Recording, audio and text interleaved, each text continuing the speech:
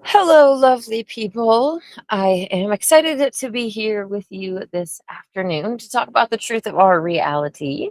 If there is anything that you would like to chat about or discuss, let me know by typing it into the chat, the live stream chat box, whether you're on YouTube. I hope I'm streaming to Facebook. I see that earlier my live stream did not go to Facebook, although Facebook's live stream is really weird because I think it's a month or so. After a month, your live streams get deleted, and so I'm constantly getting notifications that like my your live stream from this day is going to be deleted. Download it soon. So that's really unfortunate, but they claim that it has to do with, storage issues and all of that other kind of technological nonsense. And I don't believe them.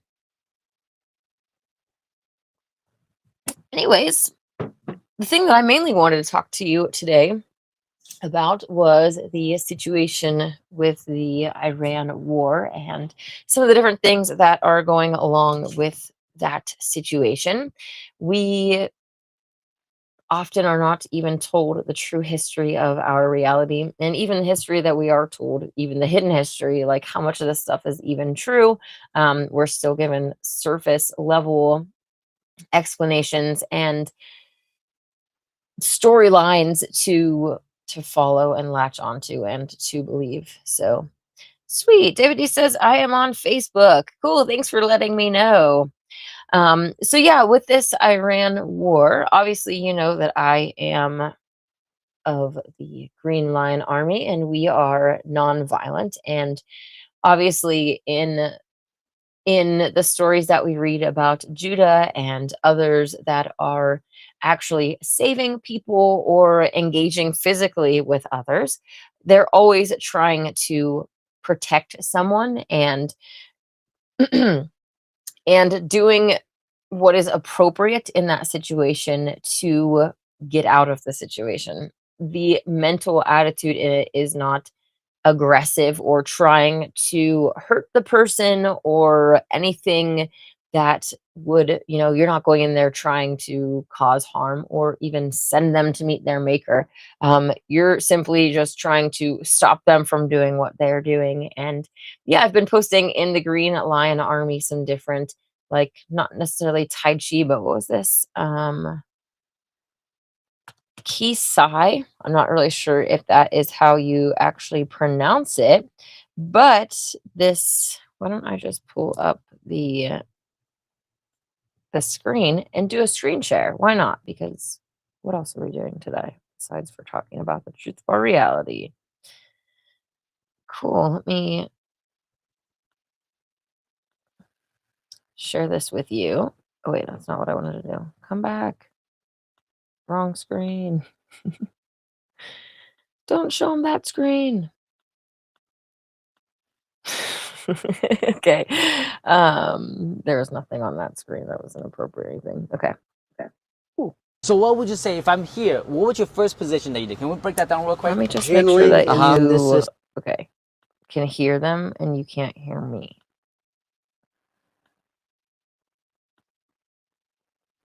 So what would you say if I'm here? Can we break that down real quick?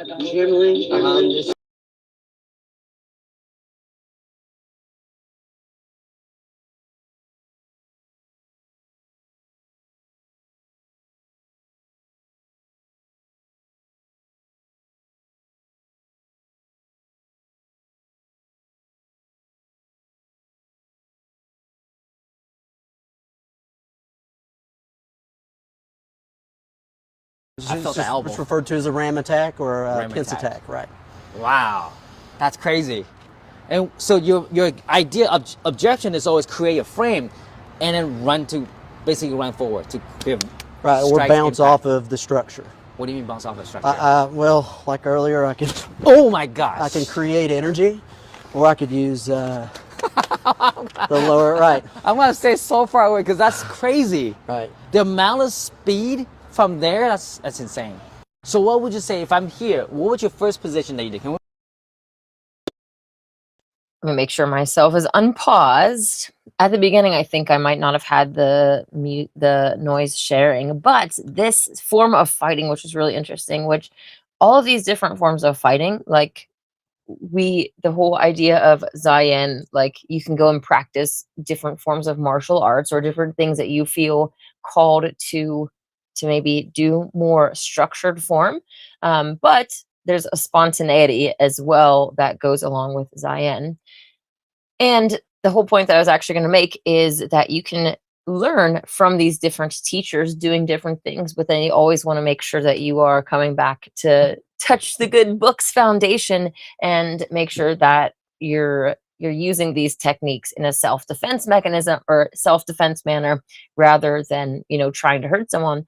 But the first weapon for the Nasri a lion is your philosophy. So basically trying to talk your way out of it, and also in yourself being centered and understanding that everyone that you're encountering is your brother or your sister, and they're probably of lower consciousness if they're coming at you and they're attacking you, if you're their perceived enemy. In this case, you have to understand they are in a state of lower consciousness than you, because they don't understand, they don't have the higher awareness that you're their brother or sister, and they're coming at you for whatever reason, right? You're a Democrat, you're a Republican, whatever, like, let me, take you out, whatever, is crazy stuff. um the part of Nasrian philosophy is understanding that the person that you're interacting with doesn't know any better, and you do. So you have to be like, okay, well, you have to be worried about your own karma and also theirs. It's like, I don't want you to get bad karma for hurting me, and I don't want to have bad karma for hurting you. So let's just, call it a day. Let's just go find something nice to do with our time. um, the first weapon is our philosophy, and the second is our body. So understanding how to do different energy moves. We hear the different stories about these. Even little Miriam as a child, when this bully was running after her, she was already trained enough to be able to step out of the way or be able to use their force against them. And it's just basic things like that, where you don't even have to be a trained master or anything, but even getting into some Tai Chi, doing some dancing, whatever you feel inspired, especially if you go out in the morning and do your communions, or your morning time, your communions. I was going to say contemplations, which is the noontime. Um, well, technically, they all have contemplations with them because each branch and root and um, faction there has different contemplation symbols that we'll get into in chapter 61 of the Holy God spell. Um, but when you go out in your morning contemplation and your nighttime, one of the things that I like to do is put on some of the Essene praise music and just kind of move around a little bit, do a little bit of stretching, and even start doing some sort of what I kind of feel are martial art move type, movements. And part of that is kind of just getting in sync with your body. How many people are even moving around these days? It's crazy how out of sync I even feel.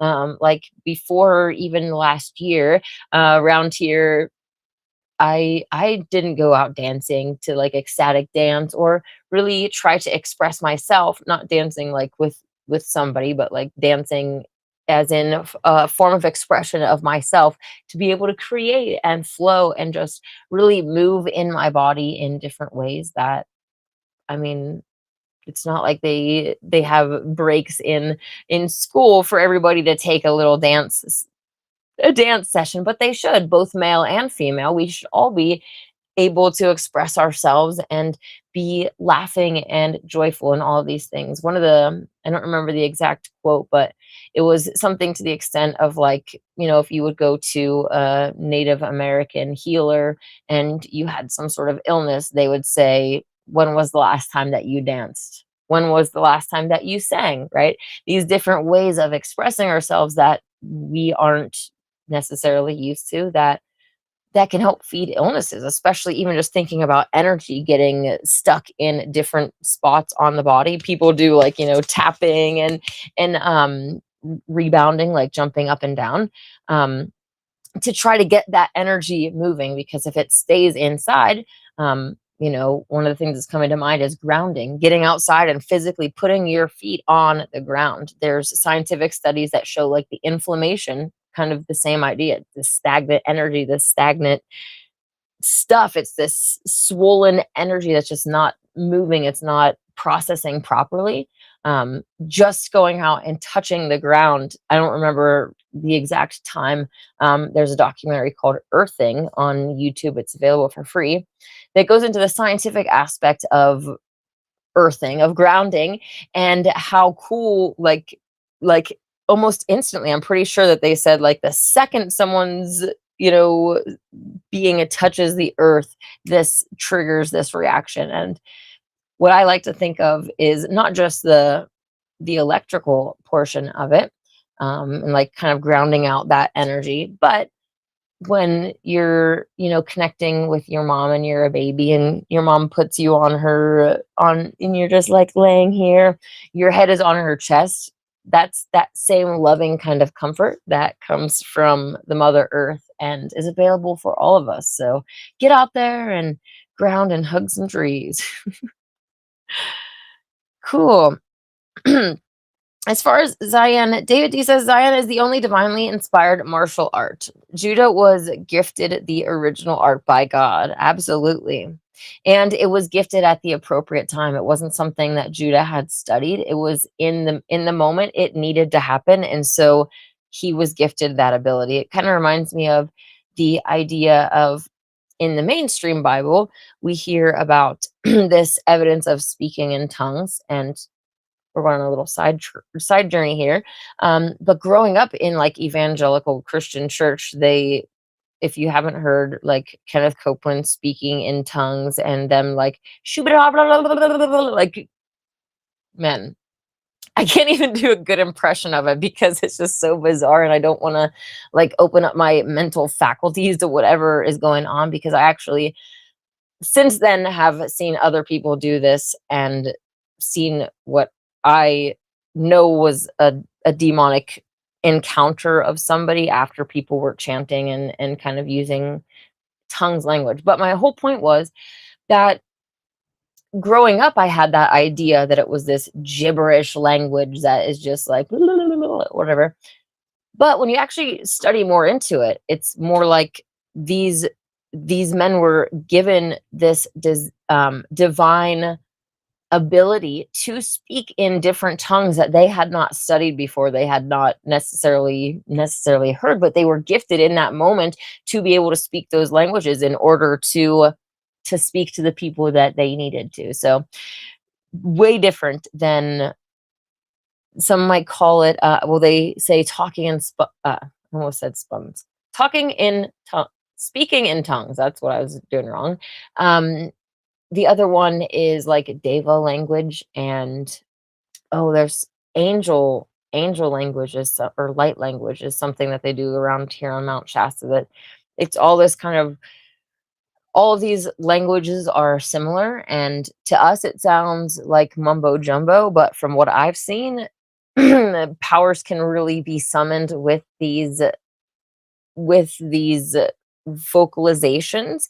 And like it was actually the scariest thing that I've seen in real life, because it was just like it was a supernatural thing. And don't necessarily want to get into it, but this girl fell out of her chair and was like convulsing on the ground. I had to grab a pillow from the other side of the room so that she wouldn't bash her head on the ground. She was like gnawing at the air and like clawing at the sky and stuff. It was really scary. And these people around were basically trying to soothe her and be like, just incorporate the energy, let it, accept it, let it happen, all this stuff. And I'm just like, this is not right.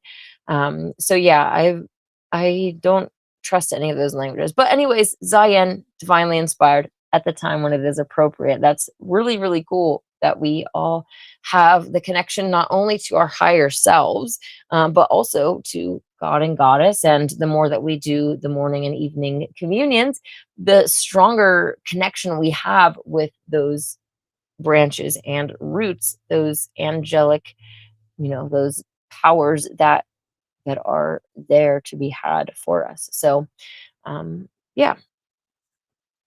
Artist says, I have done judo for about 5 years. Wow, that's cool. And always do my judo warming up and stretching in the morning for about 15 minutes. That's so cool.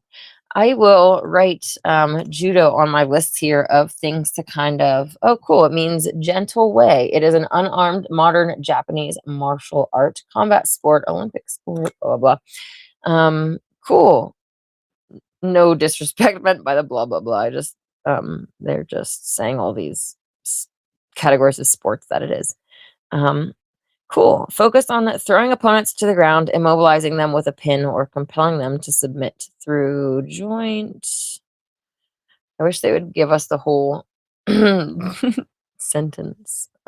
Yeah, cool. Well, that sounds like it can be really aligned um, with the Nasrian way. The code itself, the Judo Moral Code, is made up of 8 parts: courtesy, courage, friendship, honesty, honor, modesty, respect, and self control. Cool. Yeah, I like how these different systems. No, no, I'm just holding this up here. Cheers. Different systems have their different philosophies and beliefs about them as well.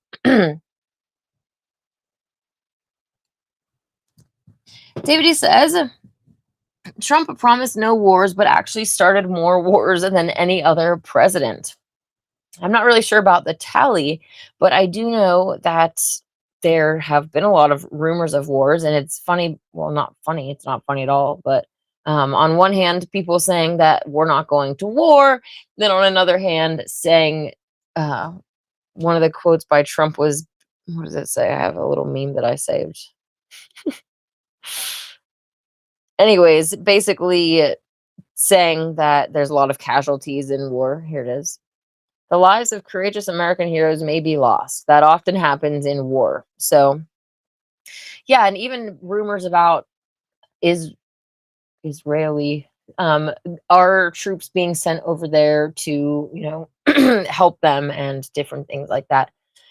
Obviously, we know that the devil's way is to kill, steal, and destroy. So these armies that we're seeing all over the world are under control of the devil. They're not under control of God, no matter what verses they quote on either side, right? Because there's so many scriptures that people want to throw around during these types of wars. It's like, hold up, any scriptures that promote violence or warfare, that promote shedding blood, those are not coming from the true God and Goddess, the true Yahweh. Those are coming from false deities. Those are coming from demonic entities that feed off of the suffering of humanity. And it's also part of the move towards the New World Order, this chaos and upheaval. Like, who knows what they're even going to do with Iran. I was actually thinking before this morning, like, wow, well, it'd be interesting if we go and occupy. Not interesting. I don't support this. I'm trying to think of what they are going to do and different things that might happen. And like, oh, well, what if we go and destroy the place, and then, oh, we help you rebuild, and then part of that rebuilding is the smart cities and the AI part of all of this, right? Because that's ultimately their goal. Everything is moving towards that, whether it's happening over there or over here. All of the world's powers are working together for it. That's kind of how it's become. Over time, we've let them take the power. Thankfully, we can take it back, and people are waking up. So let's not give any hope away. But yeah, it's interesting to see that people are trying to say that we are liberating Iran from a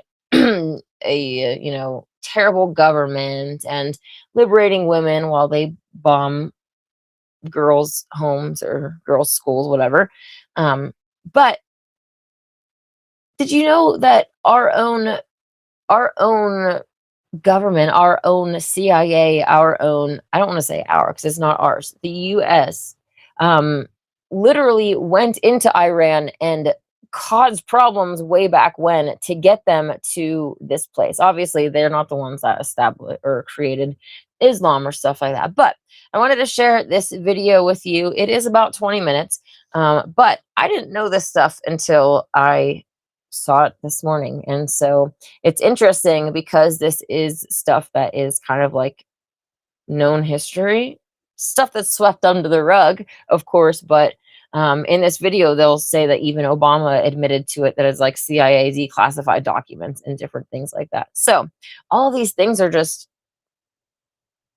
the master brain trying to seed a discord between different groups so that what will happen in the future. And then each side at the same time is feeling justified in what they're doing. They even think that God is on their side. They think that they're going to have great rewards for their spiritual battles. They think all of these wrong things because of their false beliefs and because they're, following the programming of the master brain. So without further ado, here is this video. In 1951, Iran is at a crossroads. After decades of interference by foreign powers eager to exploit its oil reserves, the government decides it will throw them out and take control of the country's wealth. But with the superpowers' Cold War paranoia and thirst for oil, it won't be easy, especially once the CIA gets involved.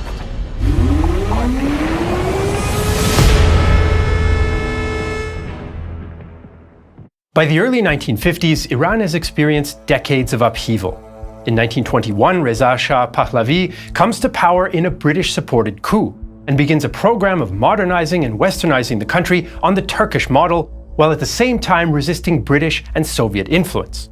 He also renews agreements with the Anglo-Iranian Oil Company that give the British state-controlled firm preferential access to Iran's oil for extraction and sale. The Second World War brings dramatic changes.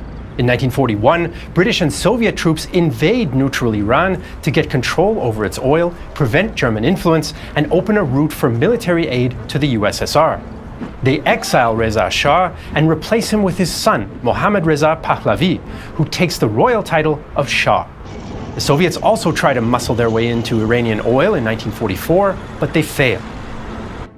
Iran's new ruler faces a host of problems during and after the war. He's unpopular, not least because he represses nomadic tribes, confiscates privately owned land for himself, and fails to meet citizens' expectations of a better quality of life. Many Iranians are unhappy with foreign occupation and poverty, and even after the British and Soviet troops leave in 1946, that its oil reserves are controlled by foreign oil companies who don't share revenue fairly. Many of the Shah's critics want to use oil revenue to restore Iran's full sovereignty and modernize the country, and the question of who will control Iranian oil sets the stage for a major crisis in the early 1950s.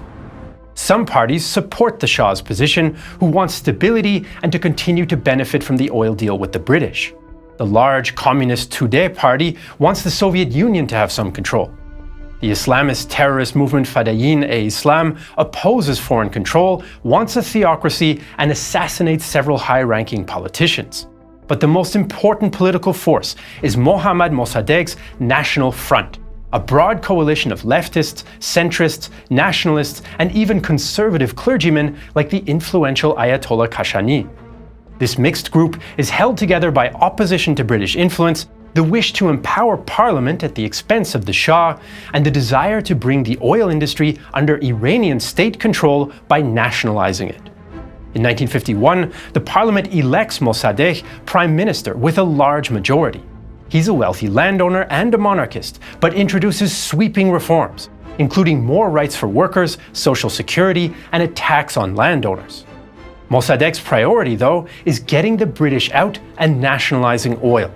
He demands a better profit-sharing deal and expels some British oil company personnel, but Anglo-Iranian interrupts production. Mossadegh, with the approval of Parliament, announces the nationalization of the company in April 1951.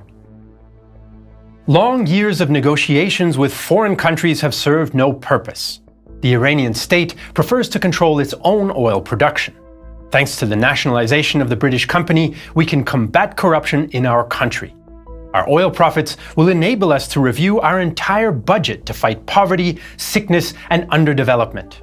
Another important point, we will now be able to preserve our international interest from foreign influence. The British company has nothing more to do in our country save to return its assets to their true owners. Iran's oil is now under its control, but Mossadegh has made many enemies. The Shah's supporters, landowners, and religious conservatives feel he's too radical. Today is upset that the USSR has not been involved and has the support of many intellectuals and some army officers.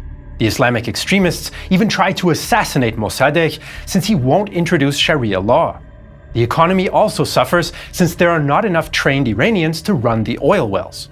Oil production falls from 241 million barrels in 1951 to just 10 million in 1952, with a corresponding and catastrophic drop in state revenue. The British are furious as they view their oil interests in Iran as a question of state security. London complains to the UN Security Council and the International Court of The Hague, but neither feel that the problem is within their jurisdiction.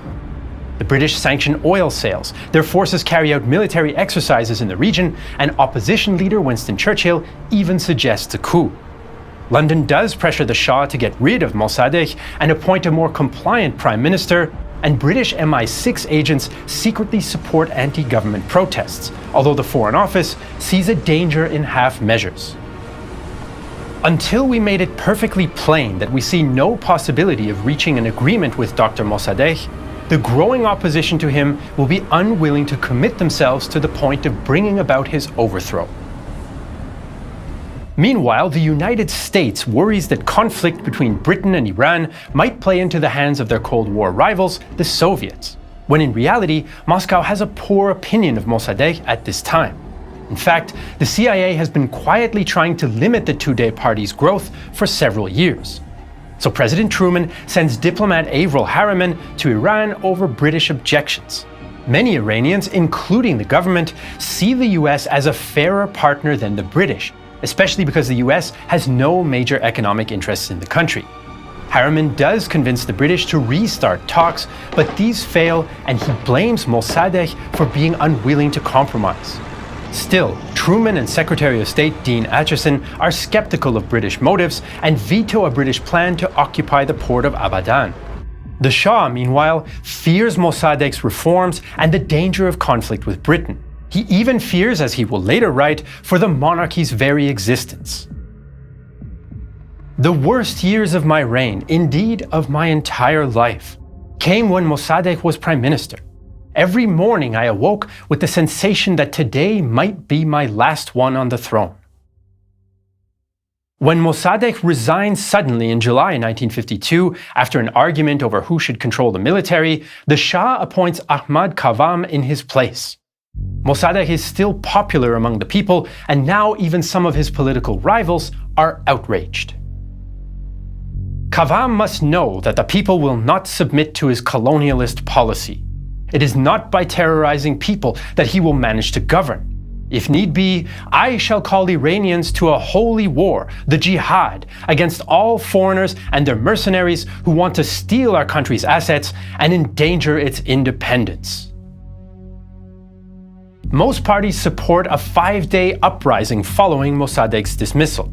Dozens are killed in the violence, but the revolt forces the Shah to reappoint Mossadegh as prime minister. Tensions have only increased, and Britain now turns to the US for help since Iran has broken off diplomatic relations. President Eisenhower's election in late 1952 changes US policy in the Middle East, as his administration adopts a more active, new-look foreign policy. President Truman had earlier supported Mossadegh and didn't want to provoke Soviet intervention by getting involved. Now, though, the intensity of the Cold War, including the recent Chinese Communist victory in their civil war and the ongoing conflict in Korea, heightens US fears about communism in Iran. There is some debate about whether US oil interests play a role in their eventual decision to launch a coup, but it's more likely that the worries about communist spread are the main motivator. Eisenhower will later share his view. Iran's downhill course toward communist-supported dictatorship was picking up momentum. For the Shah, the time had come to check that course. Iranian anti-communist political figures and some in Washington now suspect Mossadegh of authoritarian and communist sympathies. This is how they interpret events when Mossadegh interrupts the 1952 elections before all parliamentary seats are filled, requests emergency powers from parliament, pushes for more centralized power, removes unfriendly army officers, and works with Tudeh in parliament. Several National Front allies, including Ayatollah Kashani, break with Mossadegh in protest, and it's possible that MI6 and CIA agents have contributed to some of this internal discord as well. Meanwhile, the British still want to recover their stake in the oil industry and approach the Americans with a plan for a coup in Iran. In November and December 1952, CIA and MI6 agents hold secret talks. British agent Monty Woodhouse chooses his words carefully. Not wishing to be accused of trying to use the Americans to pull British chestnuts out of the fire, I decided to emphasize the communist threat to Iran rather than the need to recover control of the oil industry. I argued that even if a settlement of the oil dispute could be negotiated with Mossadegh, which was doubtful, he was still incapable of resisting a coup by the Tudeh party, if it were backed by Soviet support. Therefore, he must be removed. The US agrees to the plan despite the objections of some CIA officers, and Operation Ajax is born. The CIA, MI6, the Shah, once he'll be informed, and some anti-Mossadegh Iranians will work together to remove Mossadegh from power. Among these are paid agitators and informants, including journalists, officers, and intellectuals, but some sources claim former Mossadegh ally Ayatollah Kashani is also involved. Retired General Fazlollah Zahidi is to be the new prime minister, and the CIA sets aside $1 million for the plan, about $12 million today. The main organizer is CIA agent Kermit Roosevelt. In early 1953, anti-National Front propaganda appears in Iran, including several new newspapers, and several major anti-Mossadegh riots take place, especially after he dissolves the parliament via a rigged referendum. Agents also target members of parliament and army officers to turn them against the prime minister. In August, Operation Ajax goes into action, an episode whose events and interpretations are still controversial today. The Shah is hesitant to move against the popular Mossadegh openly and distrusts the British. He only agrees after reassurances from Roosevelt. On August 15, 1953, Mohammad Reza Pahlavi dismisses Mossadegh with a CIA-drafted decree and has several ministers arrested. But the Shah's decree is illegal as Parliament has not approved it, and Mossadegh is tipped off, possibly by Tudeh. Police loyal to the Prime Minister arrest the officer of the Shah's Imperial Guard who serves him with the decree. Army units are also on the move, some to arrest Mossadegh and others to protect him. General Hussein Fardoust recalls. Zahidi ordered the execution of the plan for the coup, but surprisingly, none of the military formations moved from their locations. The Minister of Defense, General Riahi, was informed of the incident, and the military units loyal to Mossadegh disarmed and arrested the 3 military units of the coup without a clash. In the aftermath, chaos reigns. Forces loyal to Mossadegh search Tehran for Zahidi, who goes into hiding at a CIA safe house. Angry crowds tear down statues of the Shah, though it's still debated which political or foreign forces are behind them, and the Shah flees the country, much to the surprise of the Americans and British. Government forces arrest suspected plotters in the military, and there are even reports Mossadegh orders gallows erected on Sepah Square. Large Tudeh protests add to the confusion, especially since they're likely started by Iranian CIA agents as a false flag to discredit Tudeh before actual Tudeh supporters unknowingly join. Washington believes Operation Ajax has failed, but Roosevelt, Zahidi, and their allies try again. Roosevelt arranges for journalists to interview Zahidi, and the clergy begins a new propaganda effort. US Defense Department official Wilbur Eveland recalls what happens next. On August 19th, loyalist mobs were collected in southern Tehran and were led into the modern quarters, where they swept along soldiers and officers. General Zahedi emerged from hiding to climb into a tank and be taken to the radio station where he proclaimed the new government. The crowds are the subject of many allegations, that they're paid by the CIA, organized by Kashani, or egged on by criminal elements. Some police and military units join, and pro-Zahedi forces with 32 Sherman tanks besiege key points in the city. Around 300 people are killed, Zahedi's troops arrest Mossadegh after heavy fighting at his home, and the general proclaims himself prime minister. The Shah returns, and his court sentence Mossadegh to house arrest in his home village. According to Roosevelt's later memoir, the monarch credits the CIA agent personally. "I owe my throne to God, to my people, my army, and to you." There is, though, some discussion about who is really responsible for the coup's success. Most historians and the CIA and MI6 agents who later write memoirs attribute the coup's success to the CIA and MI6. President Eisenhower believes Roosevelt's version as he confides to his diary. Another recent development that we helped bring about was the restoration of the Shah to power in Iran and the elimination of Mossadegh. The things we did were covert. If knowledge of them became public, we would not only be embarrassed in that region, but our chances to do anything of like nature in the future would almost totally disappear. I listened to Roosevelt's detailed report, and it seemed more like a dime novel than a historical fact. We can understand exactly how courageous our agent was in staying right on the job and continuing to work until he reversed the entire situation. But some point to US State Department documents that order a halt to the coup after its initial failure, which would place more responsibility on local actors like General Zahedi and the clergy for its success. Woodhouse even claims the CIA simply exaggerates its role to get a budget increase from Congress. In any case, Iran was now a US-friendly power.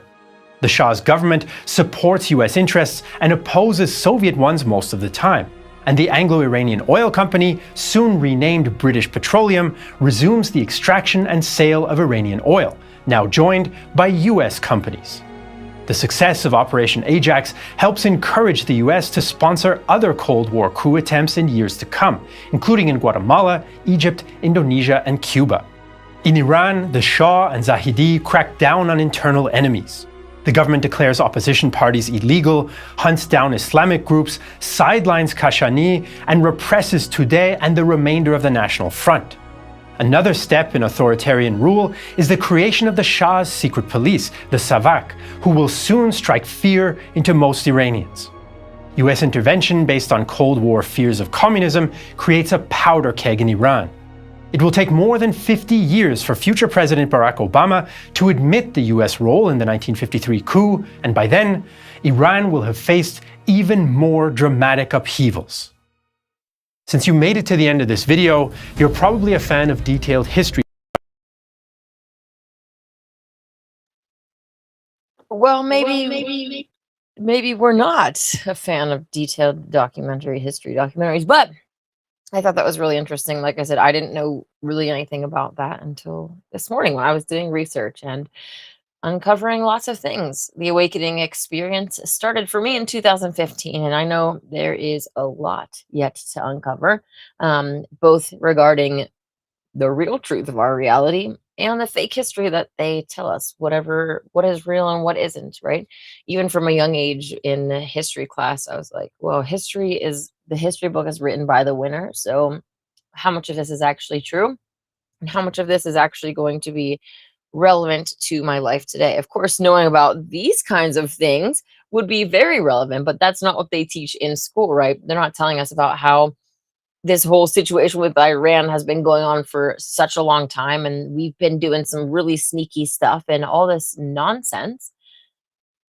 They want to talk about, Christopher Columbus and all of these other like things that, I mean, to some extent they're important, but also the history that we are taught again is just whatever they want us to believe, and they can rewrite the history books however they want. They can be writing about, I gotta walk on pins and needles talking about the thing that happened in 2019, and they can completely write whatever they want in history books about all that, and about the people that refuse to wear masks and the people that refuse jabs and all these different things. Who knows what the history books will say in the future? So really interesting, yeah, to find that. Not surprising, but just interesting to know that there's documented evidence that we have been over there messing with them, and just, yeah, this whole sneaking around and, like, trying to just cause all of these problems, infiltrating agitators, all of this kind of stuff that they do, this serpentine kind of nonsense. We have to still deal with that, even in Mount Shasta, trying to start a vegan community and a church. Like, there are entities all around here that would love to weasel their way in and have a position to speak and all of that kind of stuff. So it's something that we all have to be cautious about, no matter where we are. That their standard practice is to infiltrate and then corrupt from within. That's really unfortunately how they do it. So, anyways, I am going to jump off of here because I have not only my slides to do, I don't think I have very many to do for tomorrow. Tomorrow is going to be the reading of the three tempters of when Christ was tempted. It's not by the devil directly in this text. It's a little bit different. Some of you may have already been with me for those readings. Um, but that's coming tomorrow, and I'm also working on a really large numbering job for one of the future scrolls here. I actually have two scrolls, one that I'm working on and one that is waiting for me already. So I have a lot of work to do. But I would encourage you to dig deeper into all of these different things, everything that we see on television. First of all, just don't believe it as a standard practice. Anything that you're seeing coming from the mainstream news, even influencers, different, platforms on whatever social medias, the powers that be control what is the most famous and popular. So don't think that that something is just becoming popular by design. It's always, everything is controlled. So I would encourage you to keep asking questions and to try to find ways that you can help unite with our fellow brothers and sisters, our fellow humans that are in other countries, in other skin colors, all of these different things that the powers that be are trying to use to divide us. We can use those great things to unite us. There are different Everybody has different strengths and weaknesses. We're all at different places, and that's a beautiful thing. Our differences should be rejoiced, as well as our similarities, right? Underneath all, we are that I am, right? I am, we are all that divine spark of Yah. And that doesn't, it's underneath all of this stuff. So let's rejoice in our oneness, but then also in our individuality, that we get to express ourselves and have our favorite likes and dislikes and all of the things that make us us. There's ways that we can help bridge the gap and make this world a better place. So hopefully you will start to do that if you're not already. Tonight at 5, which is actually less than 1 hour, my sister, Nasreen's sister, Jennifer, is hosting Blue Rose, a prayer group. It is on Zoom, and we usually do get on, get on camera, and then take turns praying for whatever you feel like praying for.